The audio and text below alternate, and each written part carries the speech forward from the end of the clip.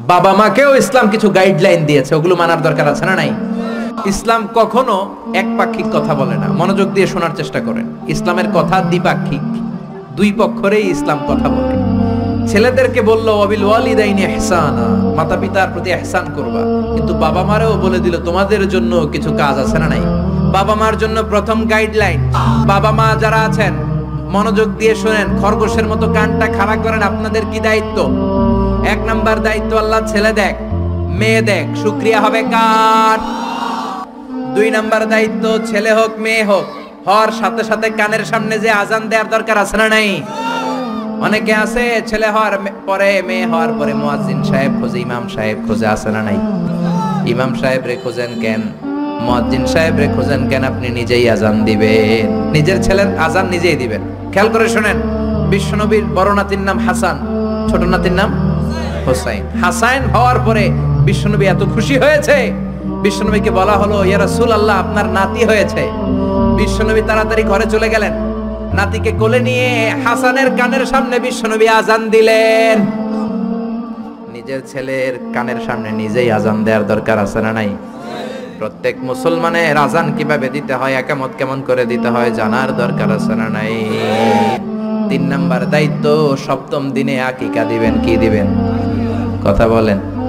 ছেলে হলে 2টা খাসি, মেয়ে হলে 1টা খাসি, সপ্তম দিনেই দিবেন। অনেকে কুরবানির সাথে মিলায় দেয়, না এটা সুন্নাত না, সুন্নাত হচ্ছে সপ্তম দিনে।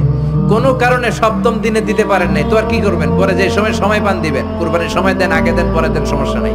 কিন্তু সুন্নাহর উপর যদি আমল করতে চান তাহলে সপ্তম দিনে দিতে হবে। চিল্লায় কোন ঠিক কিনা? বিশ্বনবী ফরমান কুল্লু গুলামিন রাহিনাতুন বিআকিকা তুযবাহু আনহু ইয়াউমা সাবিহি, প্রত্যেক বাচ্চার আকিকা দিতে হয় সপ্তম দিনে।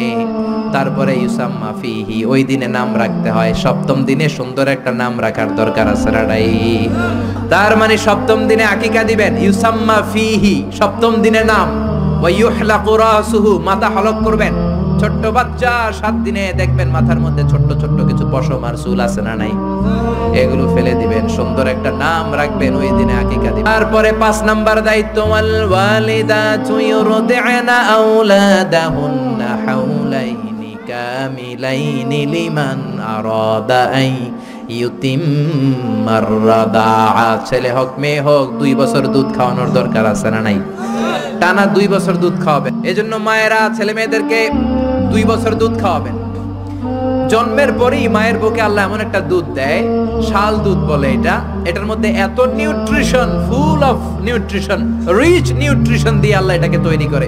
সব ধরনের রোগের প্রতিষেধক আল্লাহ এটাকে দেয় এই ছেলের মেরিট বিকাশ হওয়ার জন্য, এটার মস্তিষ্কের বিকাশ হওয়ার জন্য, তার হাড্ডিগুলো শক্ত হওয়ার জন্য। রব্বুল আলামিন এই দুধের মধ্যে এমন কিছু নিউট্রিশন, পুষ্টিগুণ দিয়ে দিয়েছে, গোটা বিশ্বের সব ডানু খাওয়াইলেও এটা পাওয়া যায় না, ঠিক কি না? এরপরে ছেলে যখন আব্বু আব্বু বলে, আম্মু আম্মু বলে, তার হাতে কোরআন তুলে দেন। কি তুলে দেন? সবার আগে কোরআন, পরে অন্য জ্ঞান। Teach your children the Holi Quran, the Holi Quran will teach your children everything. আপনি আপনার ছেলের কোরআন শিখান, কোরআন আপনার ছেলের গোটা বিশ্ব শিখাই দিবে। চিল্লায় বলেন ঠিক কি না? এরপরে দায়িত্ব হচ্ছে হুব্বুহুম ওয়া কাদাউল ওয়াক্তি মাআহুম, তাদেরকে ভালোবাসবেন, তাদেরকে সময় দিবেন, নিয়ে বেড়াতে যাবেন। মান লা ইয়ারহাম লা ইউরহাম, যে ছোট বাচ্চারে আদর করে না আল্লাহ তার উপর দয়া করে না, ঠিক কি না? এজন্য বাচ্চাদেরকে আদর করার দরকার আছে না নাই? এরপরে বিশ্বনবী বললেন মুরু সিবিয়ানাকুম বিসসালাহ ওয়া হুম 7 সিনিন, 7 বছর হলে ছেলে মেয়েদেরকে নামাজের আদেশ দাও। রাজি আছেন? 10 বছর হলে শাসন করে হলো নামাজে নেবেন, মসজিদে নেবেন, ঠিক কিনা? আপনি 7 বছর থেকে যদি নামাজের অর্ডার করেন, 8, 9, 10 হওয়ার আগেই ছেলে পাক্কা নামাজি, ঠিক কিনা? এরপরে জরুরি একটা মাসালা, মনোযোগ দিয়ে শোনেন। বিশ্বনবী বললেন ইদা বালাগাল আওলাদু 10 সিনিন ফাররিকু বাইনাহুম ফিল মাদাজি, ছেলে মেয়ের বয়স যখন 10 হয়ে যায় তাদের বিছানা আলাদা করে দাও। এরপরে বিশ্বনবী শিখালেন আল্লিমু আওলাদাকুম আস-সিবাহা ওয়ার রিমায়া ওয়া রুকুবাল খাইল, ছেলে মেয়েদেরকে সাঁতার শিখাও, তীর মারা শিখাও, ছেলে মেয়েদেরকে ঘোড়ায় চড়া শিখাও। সাঁতার শিখানোর দরকার আছে না নাই? এরপরে বিশ্বনবী বললেন আর রিমায়া মানে তীর মারা শিখাও। এখন তো তীর মারামারি নাই, এখন আত্মরক্ষার কৌশল শিখাবেন, কেমন করে প্রতিকূল পরিবেশে বেঁচে থাকতে হয় শিখাবেন, পৃথিবীর সংগ্রামে কেমন করে টিকে থাকতে হয় শিখাবেন। সন্তানকে কখনো ননির পুতুল করে গড়ে তুলবেন না, কষ্ট সহিষ্ণু করে গড়ে তুলবেন। আপনি বেঁচে থাকতে একটু কষ্ট করাতে করাতে করাতে করতে অভ্যস্ত করবেন, তাহলে তার জীবনটা চমৎকার কাটবে। চিল্লা এখন ঠিক কিনা? এরপরে বিশ্বনবী বললেন রুকুবাল খাইল, কেমন করে ঘোড়ায় চড়তে হয় শিখাও। এখন ঘোড়া নাই, তাহলে গাড়িতে কেমনে চড়তে হয় শিখাবেন, ঠিক কিনা? কেমন করে সাইকেল চালাতে হয় শিখাবেন। 9 নম্বরে বিশ্বনবী বললেন আর নিকাহ, সময় মতো ছেলে মেয়েদের বিয়ে দিয়ে দিবা। মেয়ের বয়স 25, ছেলের বয়স 30, এখনো বিয়ে হয় না, এরকম আছে না নাই? ওই বাপ মা গুলারে কিয়ামতের দিন কাঠগড়ায় আসামি করবে কে? এই বিয়ে না করানোর কারণে তাদের চরিত্র যতটুকু নষ্ট হয়েছে, যে অন্যায়গুলো তারা করেছে, তার পার্সেন্টেজ গুনাহ বাবা মার কাঁধে আছে না নাই? আগে আগে বিয়ে করায় দিবে। তাহলে এই পর্নোগ্রাফির সমাজে যে একটা ভয়ঙ্কর সময় আমরা কাটাচ্ছি, ইউটিউবে একটা শব্দ লিখে সার্চ দিলেই নেকেড ফিল্মগুলো চলে আসে, ঠিক কিনা? চাইলেও ঈমান বাঁচানো যায় না, চাইলেও চোখের হেফাজত করা যায় না।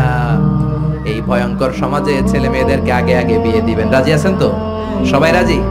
সব শেষে বিশ্বনবী বললেন, ও দুনিয়ার বাবারা, তোমাদের জন্য আল্লাহর শেষ আইন, ইউসিকুমুল্লাহু ফি আওলাদিকুম লিযযাকারি মিসলু হাযযিল উনসায়াইন। দুনিয়াতে বাবা যারা হয়েছো, মরার আগে উত্তরাধিকার সম্পদ বন্টনের সময় ছেলেরা যতটুকু দিবা, মেয়েরে দিবা অর্ধেক। কার আইন? জোরে বলেন, কার আইন?